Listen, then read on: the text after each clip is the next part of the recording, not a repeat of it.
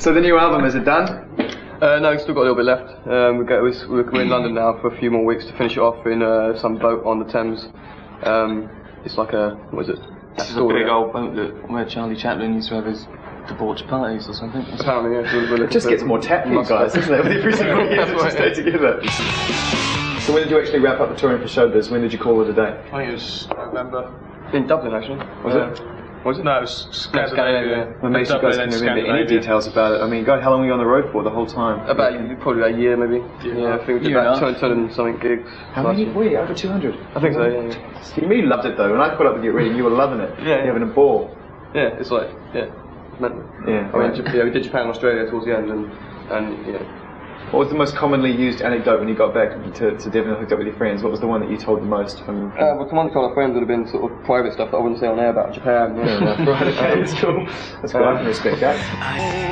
What do you think you learned from touring that album over that sort of a year? What we learned? Yeah. I think it, well, when we first started out as a band, I think it was like, we were having a good laugh with our friends and stuff in the crowd, and it'll be like a really good atmosphere, and there was like good interaction between us and the crowd, and I think that, and then like when we were going through the whole process of like the early days, I think we all went very sort of introverted, you know, and but over the last year we just sort of lost our inhibitions and just sort of don't really care anymore. Yeah, you definitely, I've noticed that definitely. On stage especially, yeah. And I think if you're on stage, that's who I really am. I mean, that's like the most honest person I think I can be. What are fans going to expect from this record then? Because obviously they're not going to hear it for a little while, they're going to be watching this, it's going to make them crazy. I reckon it's going to be a bit more like what we are live, I think. I think the majority of it's going to be more sort of heavier sounding maybe than the last album.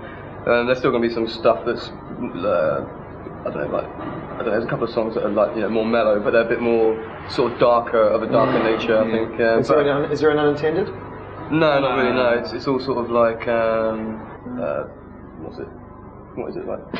It's like it's the point where you're someone help the guy, for God's sake! Well, I think we sort of called it this much time. I think we've tried to make songs that I know I'm going to really enjoy playing live. Yeah.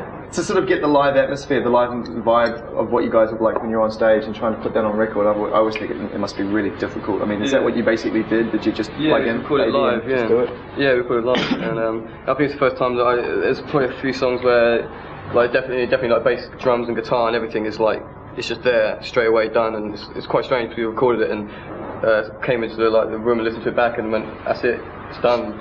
It's quite weird doing that, because normally you sort of do it and they go, right, what we're going to do now, let's put a bit of this on, let's put a bit of that on and get all complicated, but it was quite strange doing songs and just coming back and they were finished, like just in one performance pretty much, and they're not all like that, but I would say like there's much more songs like that than there was last time. Yeah. Was it fun? Fun record to make? Yeah. Yeah, Ridge Farm was good. I mean, Ridge Farm's a great studio. It's like which one? Ridge Farm with Dave Hotchell. They've got like fields of mushrooms growing. You know what I mean? All around the studio. I'm sure that helps. Mushrooms for cooking. I'm sure it helps the at the right time. Yeah. And they've got like a sauna and a jacuzzi and stuff there. Really? And that really helps. Cool. Yeah. Showbiz, excellent. Art imitates life. Great stuff.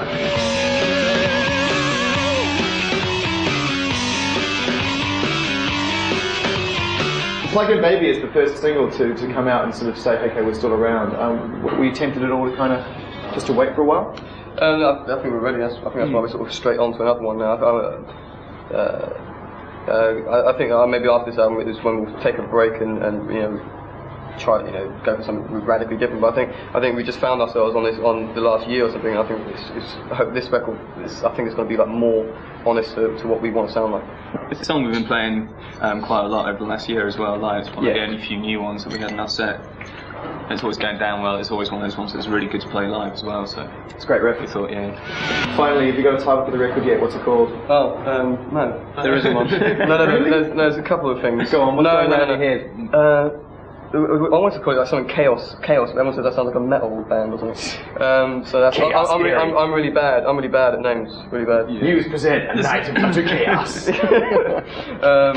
Hyper music, but that was there. But I think no one's ever going to take up Nightshade, though, are they? I've been throwing Nightshade around for a long time, and no one's ever taken that up. What, Nightshade? Muse present Nightshade. It's definitely a dodgy. Spelled K-N-I-G-H-T. Nightshade.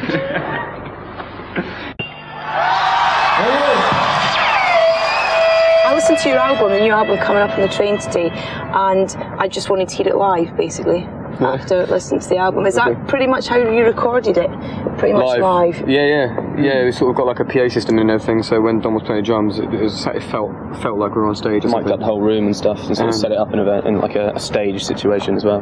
Yeah. So, we're trying to capture some of the energy of like three-piece thing sound that we get on stage, so we want to try and transfer that a bit better than we did on the first album this time. So. Yeah, because I've read that you've said in interviews that for people to really get what you're about, they have to see you live. Is that? I think playing live is where I got into a band in order to play live. That's what I like doing the most. So I think people see us for what we really are. You know what I mean?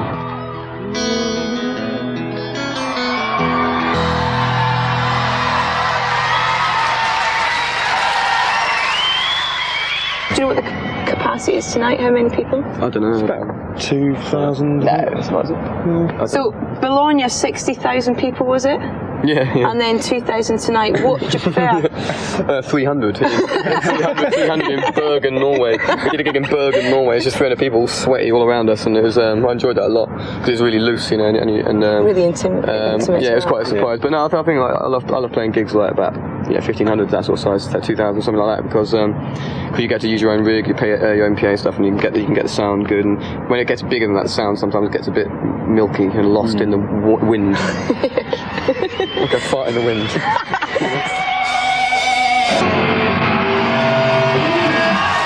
you very much!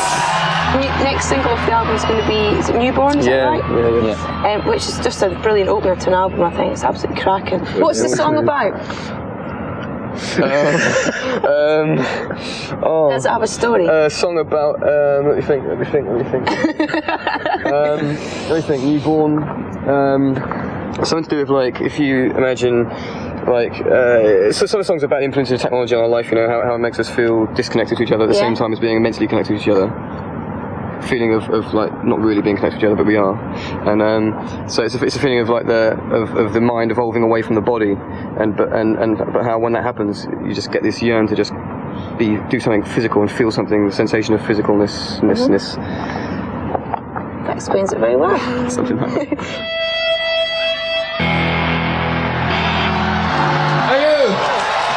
Nice one. Are any of you classically trained, music-wise? No. Sounds it on the album. Really? I mean, the piano stuff especially. I sort of listen to a lot of piano stuff like that, and I sort of try and play it, but I could never read music, so I always like listen to a piece of music and then try and remember it and play it afterwards, but it'd always be like a botched version, So. What about you've done a cover of Feeling Good on the album, which is really nice version of it. Really, your voice goes from like really beautiful and angelic and almost choir boy like to sort of just screaming sort of.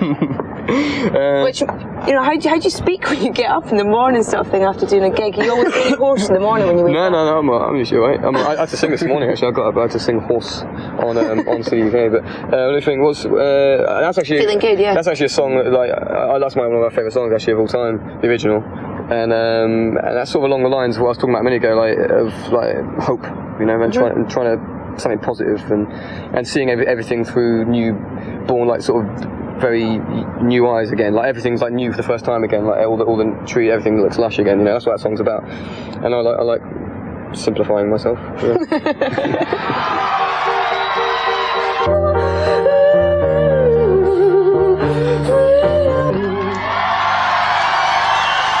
Thank you.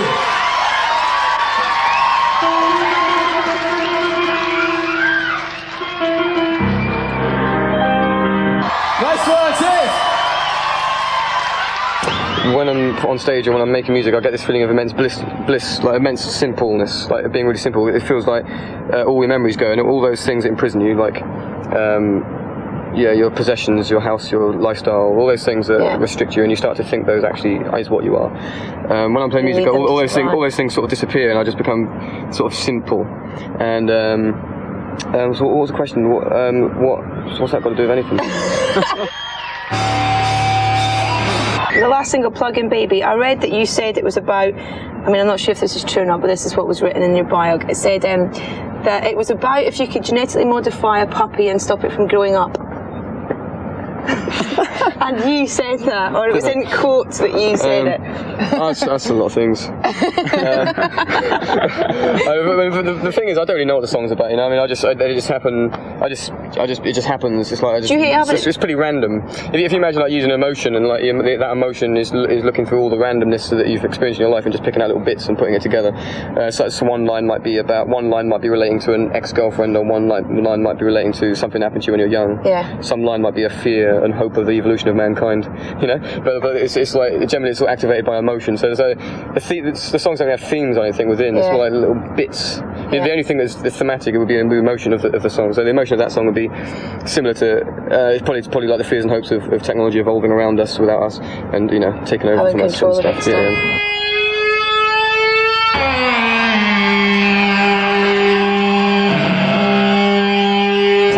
The new album live, it must be, you know, after really you've good, played the last album so much, it must be quite nice to get out there and play the definitely stuff. I think that's what's made this tour been so good. You know, the best tour we've done, really. Well, you let him answer this question. But it's of course it's exciting to do new stuff. You know, it's fresh and it's, you know, new things, and watching them, like all the old songs of like the way we play them now is completely different to how we did them on the album, how we used to play them as well. So again, it's probably going to happen with the new stuff. So you know, it's sort of exciting to see where they're going to go or what we're doing with them now. You know. And are you going to tour for the rest of most of this year, or what are your plans? I think it'll be time for a couple of years, probably a few more years, really. Eyes and grit in their veins. They do indeed have a hint of both Queen and Radiohead fairly high in the mix. This is wonderful. Him on the left, the excellent Matthew Bellamy delivering his engaging theories on the origins of symmetry, 11-dimensional mathematical solutions, and how all music arrives in the form of chaotic sound waves, and he speaks incredibly fast, so you're strongly advised to tape this, as you may have to watch it several times before it actually makes any sense. And by all means, take notes. This is Muse. Watch and learn. The mathematics behind music and stuff, the sound waves, it is completely just pure chaos. Signed to Madonna's Maverick record label, Muse are a chaotic mixture of classical operatic vocals with highly strung rock guitar. Drawing from a combination of influences, the musical melting pot of their latest album has been aided by producer John Leckie, who has previously worked with acts such as Radiohead and Pink Floyd.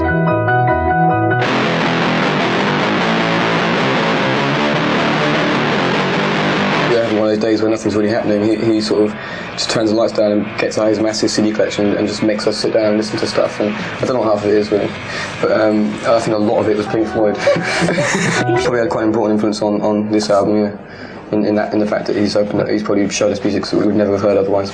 Playing Rachmaninoff, that music, a lot of that is very powerful music, it's extremely powerful music, and a lot of their stuff was about putting as much of yourself into the music as possible, and using the limits of the evolution of technologies of their time to make the biggest, most cacophonous sound they possibly can. And I find that very similar to what rock music is about. And I'm pretty sure if you took Berlioz into the modern time, he'd use like loud amps.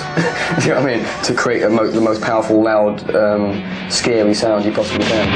Origin Symmetry. I got the name. It's not. I didn't make it up. I got it from some book. I've read a couple of books. There's a couple of sort of things floating around at the moment. There's a book called The Elegant Universe and a book called Hyperspace, which are all sort of dealing with this thing of superstring theory and 11-dimensional sort of mathematical solutions to the purpose of the universe. The next great question needs to be answered, because I think they've solved the whole you know, the structure of everything, how it all came to be. But the next question is, what is the origin of symmetry? Why is there symmetry in this universe? Because apparently there's loads of other universes that have no stability.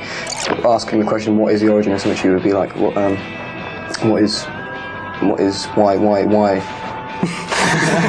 how we can understand the chaos, because and understand it as being something very beautiful and elegant. Because when music is lots of sound waves coming towards us in a completely chaotic manner, and somehow our brain receives that as something beautiful. Last year, they're called Muse and they rock, as does their video shot in Prague. Why was that, boys? Because it's cheap. So the boys have got a sense of humour, but can we have the real answer, please? We want to do it on a street, but not a street that's obviously like here, London, or anywhere, just sort of quite an imaginary place, really. And we hear there were a few problems on this shoot. Matt was strapped to a crane. I was on a crane, they had this crane that was on my back, and it was like throwing me up and down against the side of this building. And I was on it for about 3 hours getting knackered, and they're feeding me bananas, and they didn't even use it. I was really glad about that, because I was on this thing for hours just flying around on the side of the building, and the whole thing, all the camera work they did, all the film was broken or something, so we couldn't use it, and that was actually the main bit of the video. It's a shame.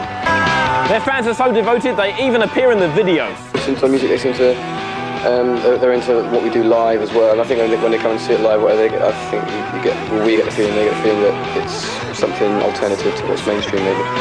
Absolutely crazy. So what would Muse bring to the Big Brother house if they were there? I'd bring all their instruments, couldn't we? Just set up and do a gig on TV every day, every night of the week. What would you bring if you were going to come to Big Brother? Bagged lemons and a bottle of tequila. I'd bring chaos. Scott Mills along to find out about how wild are Muse's parties and what's going on between them and Kelly from the Stereophonics' changing opinion of them. Matt, Dom and Chris are here from Muse. Hello, welcome to the Pops. Hello. You've just finished a tour of Europe, back for promoting of the new single on the album, and then off to France. Do you boys ever get time to rest? No, never. Do you like it that way?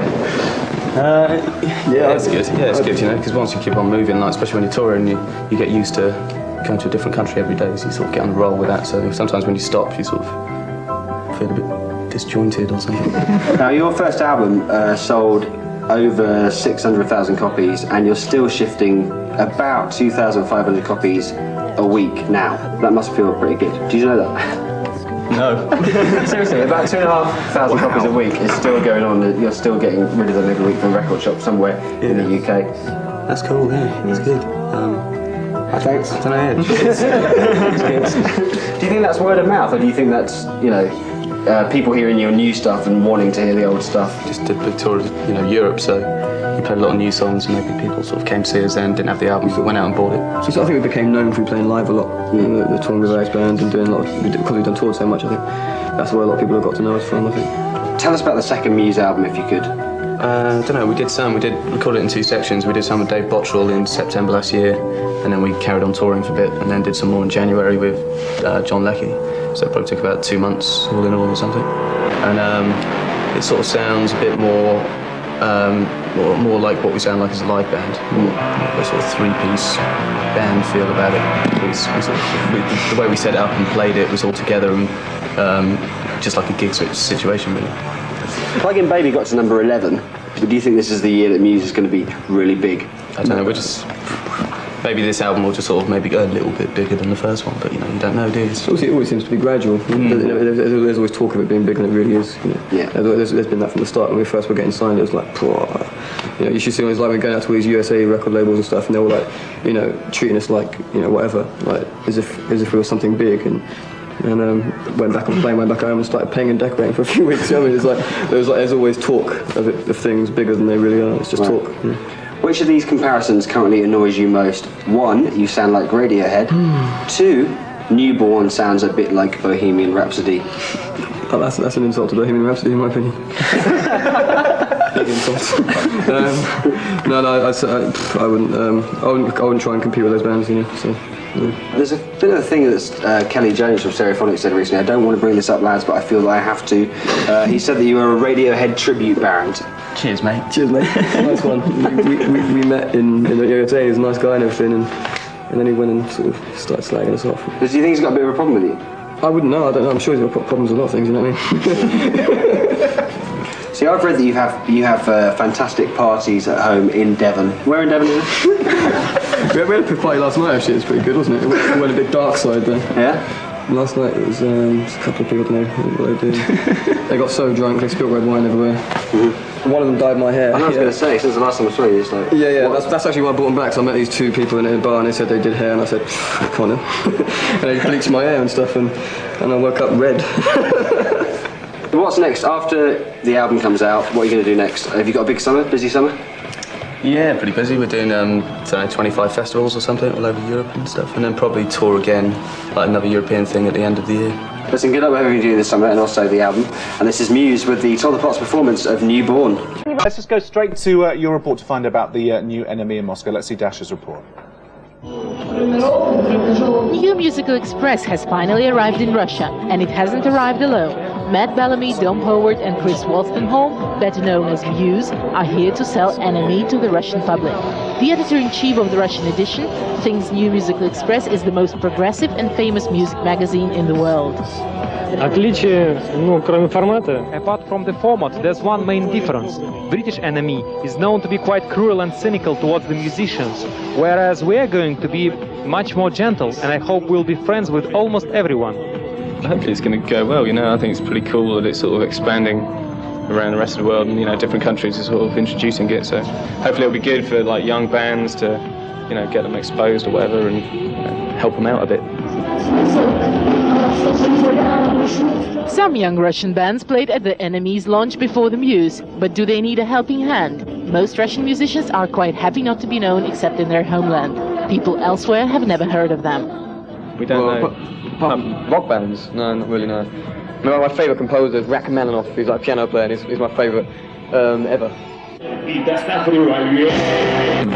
But what we've got here is just what we need.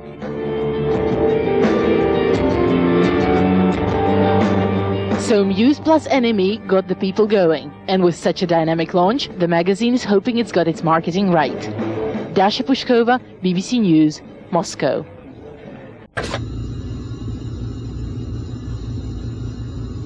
Your DVD was actually shown on the big screen in the cinemas. Did you go and see it? I didn't even know it was actually until after it was shown. I was too bad. I was in Italy somewhere.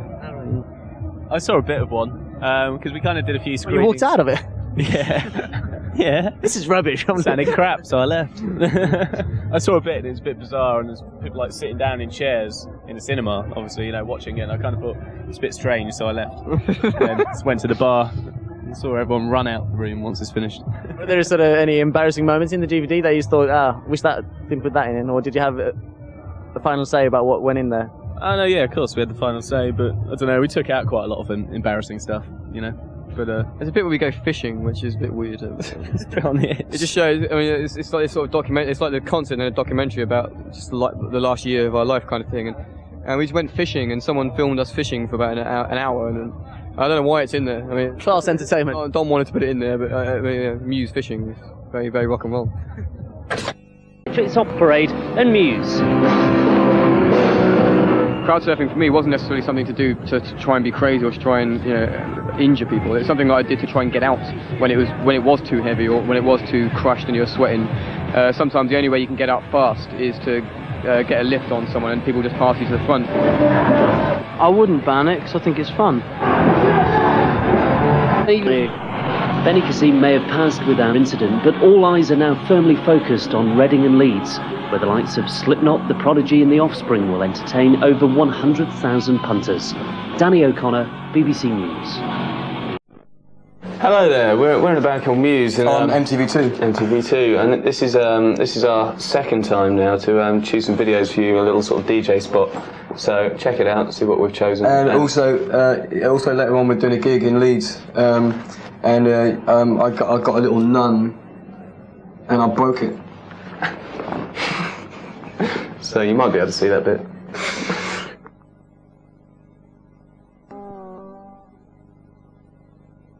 Deftones, Be Quiet and Dry. Good band, good sort of.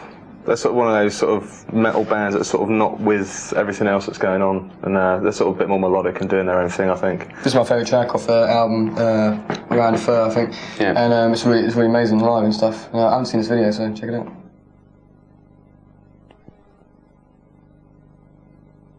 For New Year's Eve 2000, I was in Iceland hanging around, and I was driving around this car.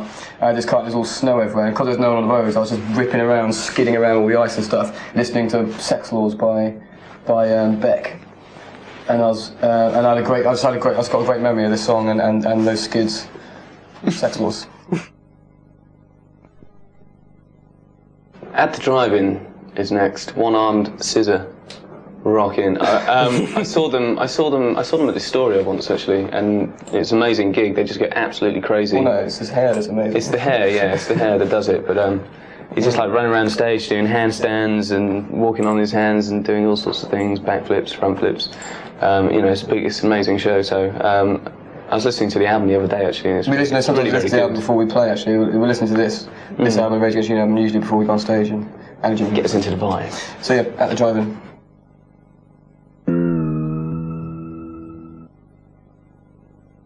The other day we did a gig in Spain supporting Slipknot. We were quite a few bands before them, And it was so funny. They were like, we watched him from side stage, and what was it he did them?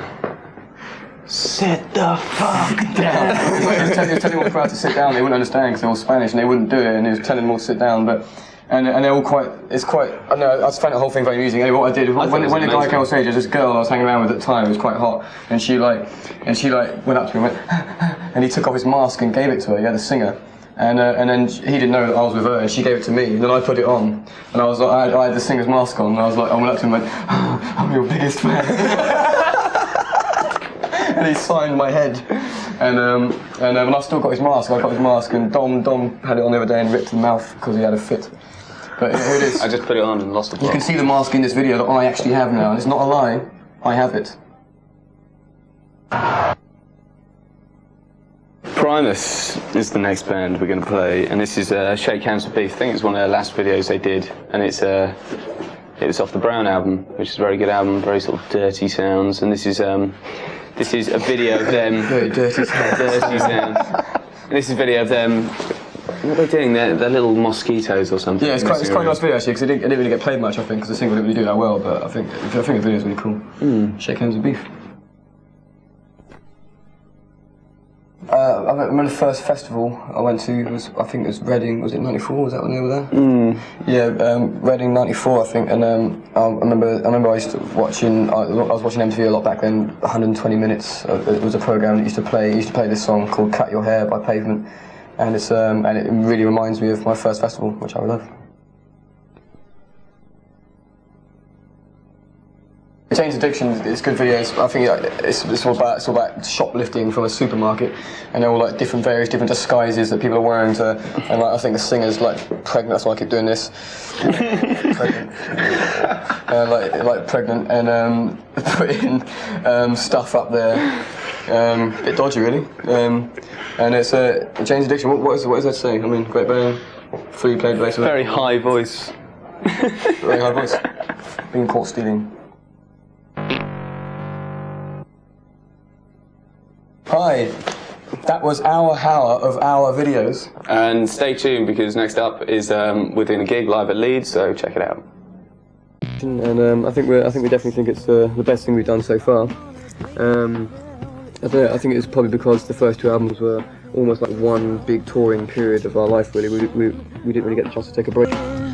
We started touring back in like 1999 and we didn't really stop. And it was the first time we kind of took a serious break from, doing gigs and stuff, so it's kind of nice to not have that kind of distraction when we were sort of making the music, because a lot of the sort of second album was done while we were on tour, in terms of the writing of it, so it's kind of nice just to be away from that and, sort of make music similar to how we did when we started off. Yeah, some real fat bass lines on this album, and some real fat sort of simple straight drum rhythms going on. When we were kind of writing and rehearsing the songs, we had because we kind of mentioned that we had time on our hands with no other commitments. We had time to explore and try out different ideas for songs and play songs in different ways, which I thought was really good. So we tried out lots of ideas and came up with an idea of focusing a bit on the groove and kind of, I think in the past we've had quite kind of complicated, syncopated riffs and tried to play complicated with them. But we kind of focused a bit more on kind of just the groove, and if you've got a syncopated riff and you play straight down the middle, that's when people start dancing.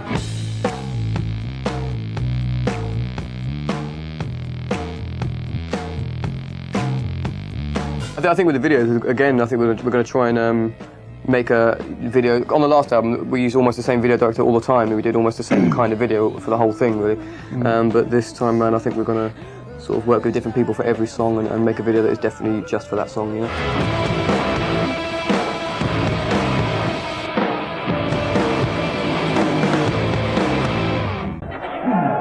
Thank you. Best British band 2001 is Muse.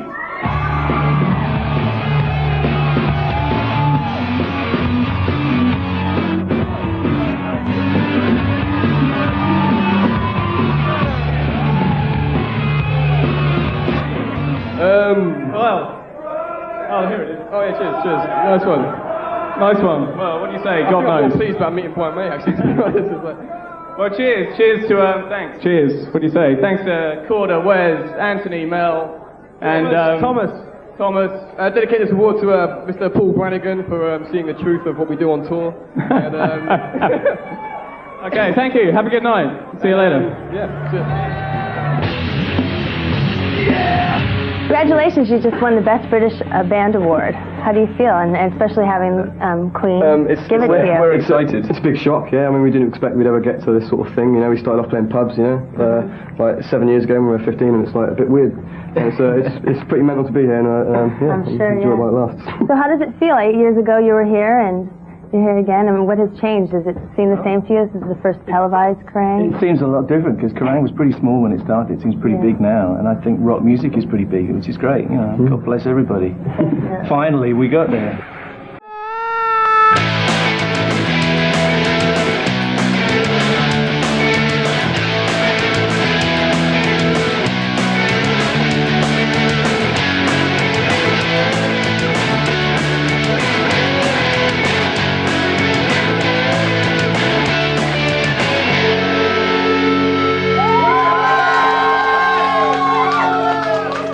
Alexander, welcome back to a brand new series of the show we like to call Popped In, Crashed Out. Yes, we're back to bother your small screen for the next few weeks, starting tonight, and I can promise you a stellar lineup involving lager, shouting, and 2 delightful celebrity guests. Brit rock crew Muse. Muse released their sparkling new single, Muscle Museum, on October the 9th. The single's taken from their hugely successful goal-selling debut album, Showbiz, which has sold more than 500,000 copies worldwide.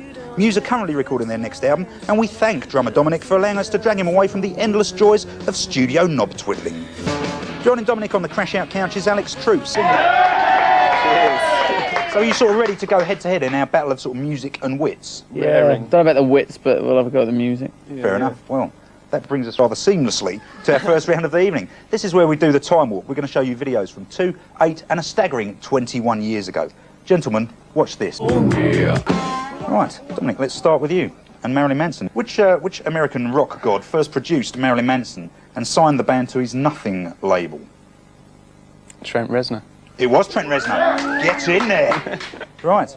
Marilyn Manson is currently finishing off his new album, which is called Hollywood, in the Shadow of the Valley of Death, a rather snappy title, and that'll be out on November the 13th. OK, Alex, we move over to you and those Kiwi stroke Aussie rockers, Crowded House. Do you like them? Big Split Ends I was more of a fan of. Were you? Nah. Oh. Shite. Oh, that's quite fortunate, actually. Let me ask you a question about Crowded House. Key members of Crowded House were in a band previously. What was the name of the band? Midnight Oil? You're just playing with us now, aren't you? Split Ends. It was Split Ends, yeah. Very well played. You gave us the answer before we actually asked you the question, so score a bonus point for that one as well. Crowded House actually split up in 1996 after 10 years together, thank God for that. Right, and now we move on to the godfather of Cockney Core Blimey rock, as nobody calls it, Ian Dury. A staggering 21 years ago that was, that video. Some remarkable hairstyles on display as well, it has to be said. OK, well, let's see if you can complete this Ian Dury and the Blockheads album title. New Boots and... ... Old Boots. Well, there'd been a good album title, actually, New Boots and Old Boots. But no, that isn't the answer I'm looking for. It's either New Boots and Cortinas or New Boots and Panties. New Boots and Panties. It was New Boots and Panties. Very well played there. Alex, your Ian Dury question. Which comedian did Ian Dury and the Blockheads take out as a support act in 1978? Clearly you must remember it well. I'll give you a couple of options. It was either Max Wall or Freddie Starr. Max Wall. It was Max Wall. Brilliantly guessed. Yeah. Right, that brings us to the end of our first round, but no time to draw breath because we move relentlessly on to the second round. And in this round, we're going to show you a video each. We're going to tell you what was #1 in the UK this week that year and give you a couple of news snippets to flesh out the year in question.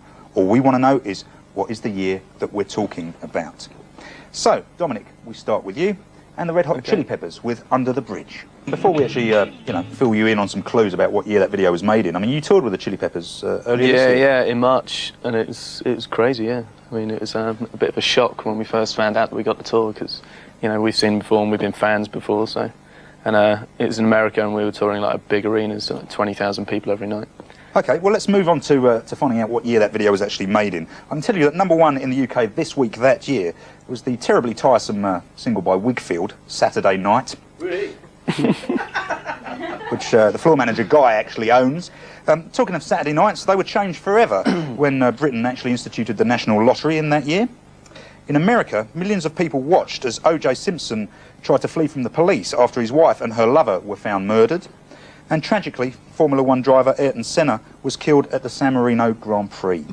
So, any idea what year we're looking for, Dom? Don't look over there for clues. Look in here. 1995. Ooh! By a whisker. 94? Absolutely spot on. Second bite of the cherry, but never mind, score a point. Okay, Alex, over to you and your video clip. This is by those Codpiece Crusaders, Cameo. And everything to play for in part 2, Dom. Don't celebrate just yet. Yeah. Okay, before we go to break, time for what we like to call a video nasty. The week before the break was what was the title of the Divinals' only UK hit album? It was, of course, The Divinals. Not that you really give a toss. What you should care about, though, is that our guests this evening are Dom from Muse and Alex from Crashland. We move on now to the objects round. This is a round where we give you 3 objects that make up rather cunning clues to the name of a band or an artist. Okay, Dom, we start with you and a children's book. A Christmas card. And a beautiful picture of a hill. To be honest with you, you may want to take that home and frame it. Alex, you get a big clock. Made of plastic, feel the quality there. An Anthrax album. What's this called? That's The Return of the Killer Bees. That's not one of their finer records, to be honest with you. And a James Dean postcard. So, Dominic, any ideas who the hell we're referring to there with those slightly abstract clues? Don't read the novel. Haven't you got that one? I've got the whole collection. Yeah. To be honest, not an idea. Well, what do you think? Okay, let's look at the Noddy book. What do you think that might refer to? I don't know. Kids. It's a bit simpler than that, actually. I mean, it is really involving the name Noddy. Mull it over. I'll dwell on the emphasis on the mullet. Okay, and Alex, any thoughts at all? You've got a big clock, a picture of James Dean. And, yeah, I have got a big clock. James Dean and Anthrax Return of the Killer Bee. Yeah, just take it that it's an Anthrax album. Dom, give him a couple of clues in. If you put a bit of string around the clock, put it around your neck. Good clue. Public Enemy. Spot on. So, any idea what the clues actually refer to? You want to talk us through? That's like, what time is it? That's Flavor Flav's clock, of course. Yeah. He's always wearing it around his neck in case he loses I don't know if they did a record with Anthrax. Maybe they did. Yeah, they did a cover of Bring the Noise, the original Public Enemy track. Rebel Without a Cause. I don't know. The track was called Rebel Without a Pause. Ah, right. See? Okay, back to your, rather simple clues, to be frank. Any clues, Alex? A Christmas card. Alex, do you know who we might be referring to here? This lager's tea flavoured.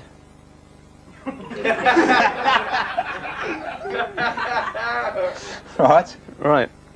So that's helped you a lot, hasn't it, really? But the band in question had trouble spelling. Bad fringe, really bad fringe. Very bad fringe. Almost Pudding Bowl-esque in the guitar playing department. Alex, I think we might have to put Dom out of his misery here, to be honest. Slade, innit? It is Slade. It is Slade, yeah. I'll talk you through the clues. Go on then. Noddy Holder, of course. Singer. Oh, right, Noddy book. The Hill, Dave Hill, the guitar player. And, of course, the Christmas card. Merry Christmas, everybody. The biggest selling Christmas single of all time, I think. Okay. So, a big round of applause for the two of you there.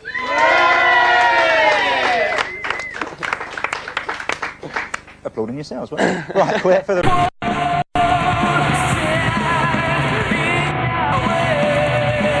This is our third time here now, yeah. Third time. The first time we did like new bands tent or like the the talent tent whatever. Last time we did the second stage and now this is our first time on the main stage, yeah.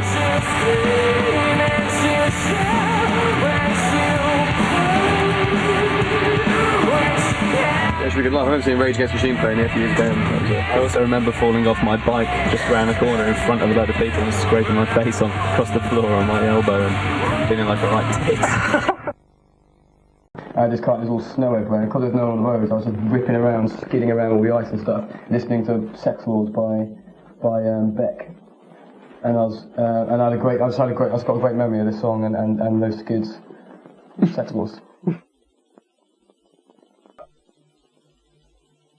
At the Drive-In is next. One-armed scissor, rocking. I saw them at the Astoria once actually, and it's an amazing gig. They just get absolutely crazy. Well, no, it's his hair that's amazing. It's the hair, yeah, it's the hair that does it. But he's just like running around the stage doing handstands and walking on his hands and doing all sorts of things, backflips, front flips. It's an amazing show. So I was listening to the album the other day actually. And we listen to really, the album before we play actually. We listen to this album, Rage Against the Machine album, usually before we go on stage and get us into the vibe. So yeah, At the Drive-In.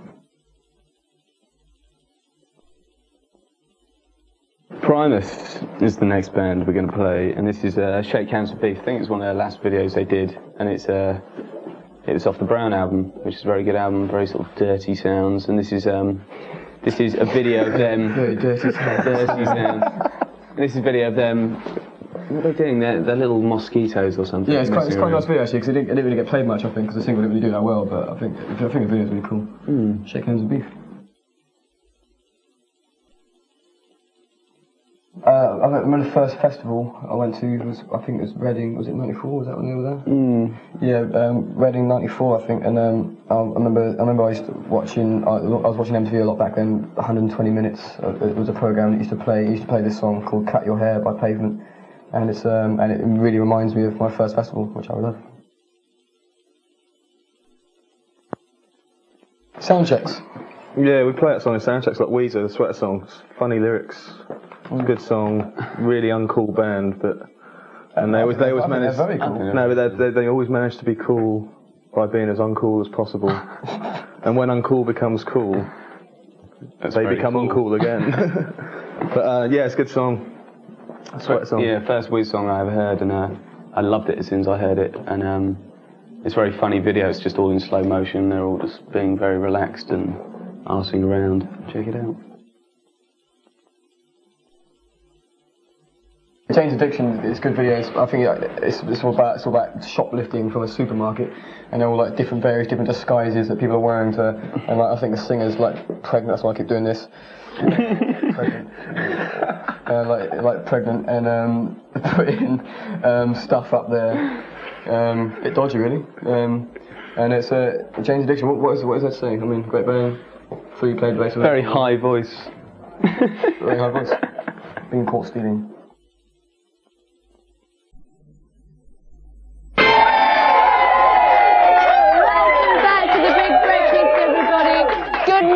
To you all. Are you all alright today? Oh yeah. Oh, yeah. Good. I feel it in my little Geordie bones. It's going to be a good show today. Bones, I do. Anyway, right. Welcome back. I want to ask you a question now. What have Supergrass, Gomez, Embrace, and Oasis all got in common? They're all men. Bands? Well, no, they've all won an NME Award for Best New Artist in the past, and today's guests are this year's winner of that very prestigious award. Please give a huge welcome to the fantastic Muse. Did you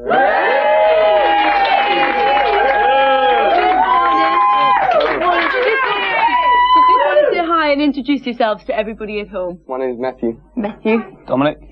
Chris. And Chris, and together you are Muse. So thank you for coming in this morning, first of all. Now tell us, you won the NME Award not so long ago. How did that feel? Very good, yeah. Well, it was good, because it was voted for by the public, so it means a lot. Yeah, was it a good party afterwards? Yeah, we had to leave straight away and get involved in a plane incident, so. Yeah, I was going to talk about that. So it wasn't quite plain sailing after that. What happened after the awards? Because something happened, didn't it?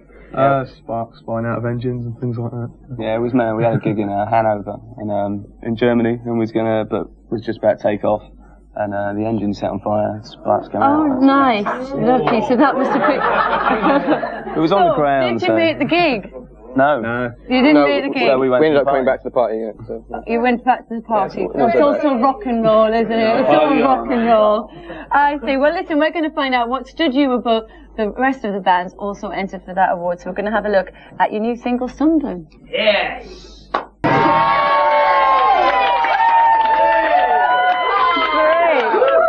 So, tell us what that single's about, first of all. Sunburn, what, bad holiday experience, or? Sunburn. No, it's about a moth flying towards the sun, programmed to fly towards the sun, but instead it burns itself on light bulbs all the time. Yeah. That's where you get your inspiration, lying in bed, Insects, looking at the moths and bulbs and stuff. Very interesting. Also, there was lots of other people entered for that award. I know I keep going on about the award because you beat the likes of Macy Gray, Eminem. Yeah. That's quite good, isn't it? Yeah. It's fantastic. And also you've been touring with Bush recently. How's that been going? It's been really good. They're really nice blokes, and it's a really good tour for us to be on. That's good. Have you got any funny stories from hanging out with them? You're not allowed to talk about that sort of things on the show, are you? Yeah, you can tell us. No. Moving on. Anyway, the album's called Showbiz. What's that? Are you very showbiz, or you got showbiz lifestyles? Why have you called it Showbiz? Again, I'm not sure if you're allowed to talk about this things on the show. I don't know. We've been told you're not allowed to talk about sex, drugs, and rock and roll. So. Well, we can talk about the rock and roll. Well, tell us about the album then. What kind of stuff is on the album? Is the album out yet? When's it going to be out? It's out in September. It was out in September. Last September. And this is actually the fourth single from the album. It is, yeah. But you guys have been together since you were, what, 16? Yeah, we started. I was with Dom since I was about 13. Chris joined me about 16, so I've been with Dom for like 8 years. Yeah. But it's not the first band you've been in, is it? Nope. No, previous bands. We was in a band called Gothic Plague. Oh, nice. That played indie music. When we first started, we were called Rocket Baby Dolls, and we used to wear lots of makeup and just smash all the gear and stuff. And that's what we did. Yeah. Rock on! Rock on! I see. Where are you guys actually from, by the way? Devon. Devon. Oh, I see. Yeah, that's right. Yeah, we saw you taking the Mickey out of All That's Lot earlier on. Yeah. All That's Lot. We do that. Anyway, it's well-known stereotype in Britain that indie bands are infamous for sometimes being a little bit down. Not that you guys are, do you know what I mean? But generally, a lot of these cool bands, you know what I mean? They're all a bit unamused, should we say? So we've got a little game for you that's appropriately titled... We are not amused.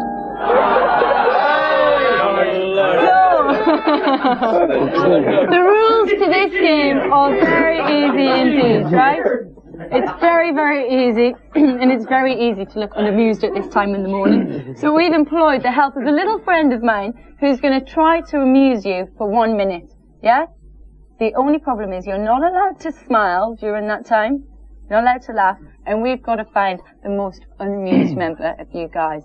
Yeah? Okay. I know it's going to be hard because he's a funny guy. So, do you understand the rules of the game? Oh, yeah. Yeah? Good. All right, well, I think it's time to introduce a friend of mine who's on the line at the moment. It's comedy genius, Mr. Frank Carson. Good morning. Good morning, Donna, and it's wonderful here in Tenerife. Frank, how are you? Hi. Thank you very much for agreeing to amuse my guests at such an early hour. Yeah, it's a lovely part of the world, Devon, you know. Oh. I was there on Sunday at Ilfracombe. Oh. Well, you're not actually calling from Devon, are you? No, I'm here in Tenerife. You're on holiday. Is it good weather out there, Frank? Oh, they're feeding the chickens an ice cream to stop them from laying hard-boiled eggs. All right, well, Frank, if you could just hang on there for 1 moment, right? Right. We're going to make sure that our guests are ready to play, and everybody's ready to play at the house. So, you know the rules. You're not allowed to laugh or smile, and Frank is going to entertain you. Can I have 60 seconds on the clock, please? Can we have serious faces, boys? No, can we have your serious face? Okay. All right. Right. Frank, can you start amusing Muse right now? Fellow walked into the doctor, he said, I've good news and bad news. He said, what's the bad news? He said, you have 24 hours to live. He said, what's the good news? He said, we should have told you yesterday. fellow walked into the pub, he said, how much are your meat pies? She said, £1.30 for 2. He said, how much is one? She said, 80 pence. He said, give me the other one. The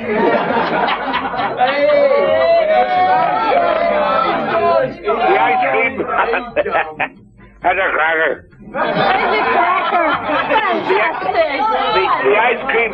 The ice cream van was stopped and the doors were wide open. And the ice cream man was lying covered in whipped cream, ice cream, chocolate sauce and nuts. And the policeman said, what happened to him? He said he topped himself. The pig was walking along. Here you smell him. The pig was walking along the beach in Ilfracombe. Well, Frank is the man, isn't he? Frank, fantastic. Thank you very much. I think you went first there, didn't you? You were the, and I think you were the least amused there. I wasn't. You won. Yeah, I think you won. Give it up. Come on, he's our least amused member. And we've got a very expensive trophy of a man who's indeed a legend in the entertainment world. This is your prize. Look, a rather amusing man himself, I think you'll agree. Look at that. That's just for you for not laughing. A big thank you to the hilarious Frank Carson. Give it up. And thank you as well to my guests today, Muse. Thank you. It's been lovely to meet you boys. When's the single out? I don't know. Monday. Monday. You'll be in big trouble off your management. All right, still to come on today's show, we meet one of the funniest men in the country. It's Brian Connolly. This is Channel 4. You're watching The Big Breakfast, and of course, we're always here to amuse you.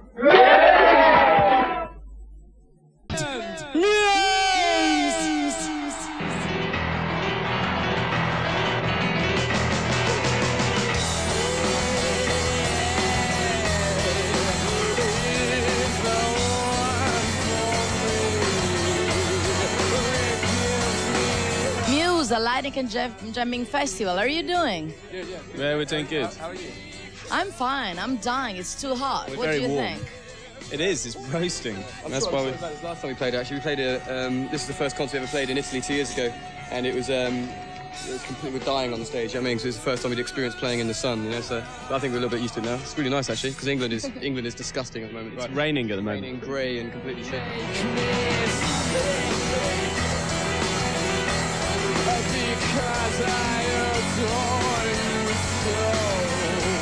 So actually we already met last year, it was September, and I haven't seen you play live.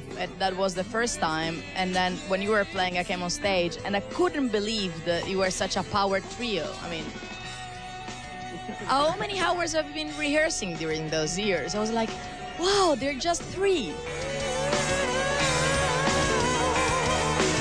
It's kind of we've always wanted, because we've always chosen to just have 3 people in the band, and I think when you only have 3, I think you have to really try and work a little bit harder to try and make a bigger sound, you know. And if there's more people in the band, often it can sound a bit more kind of cluttered and clustered, and some people can hide behind other people. Where when it's just 3 people, 3 instruments, you're exposed and you have to kind of play hard.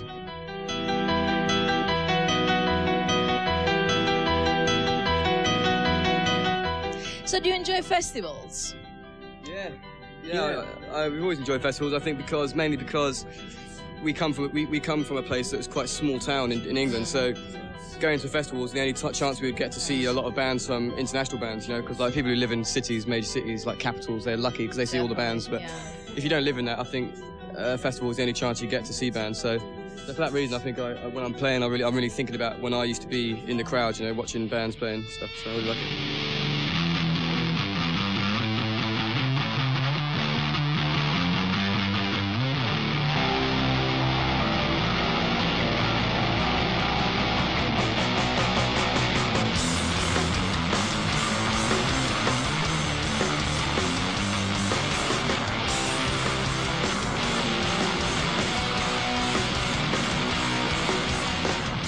Okay, I wrote on my hand the title of the new record was coming out because I couldn't manage to remember that. So what's the right pronunciation?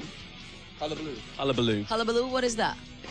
It's kind of, something like, it's an English word that means like something that's been blown out of proportion. All right. Do you know what I mean? Like something that's like over-exaggerated. Over the top, confusing. Exactly the name that we gave. It's not really a record, it's like a DVD we've got coming out. All right. We make a DVD of a concert we did in Paris last October. And Zenith, it's like correct? 2 DVDs. One DVD is like the concert, and the other DVD is like a sort of documentary. Like that. Yeah. So and there's also like a soundtrack that comes with it if you want, which has like some music on and stuff like this.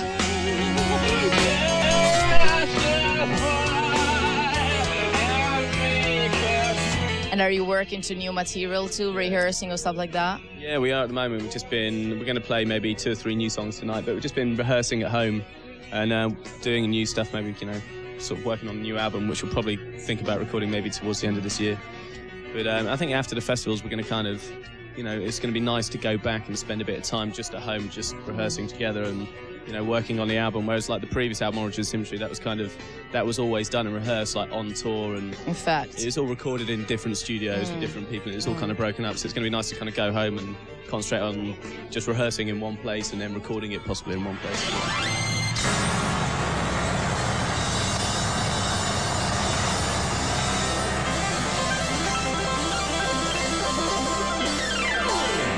Where do you live now? London.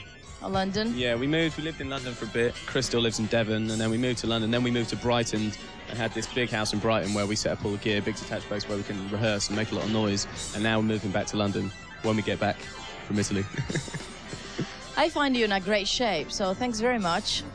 Okay, I cross my fingers. Cheers. I'm looking forward to listen to Hullabaloo.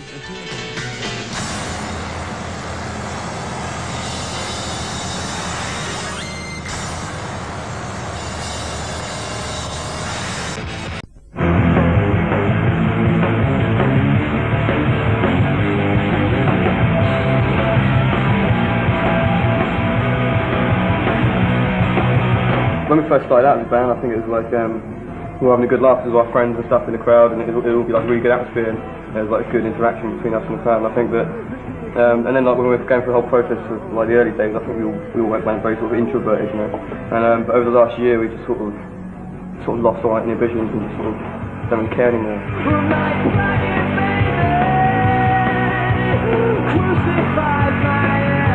Any form of media or anything is never going to really represent you truly. Like they can always edit you and make you out to be something different, and you just got to accept that. That's the way it works. I think that's the main reason I like playing live so much, because it's the only form of promotion that I really trust. I think we've tried to make songs that I know I'm going to really enjoy playing.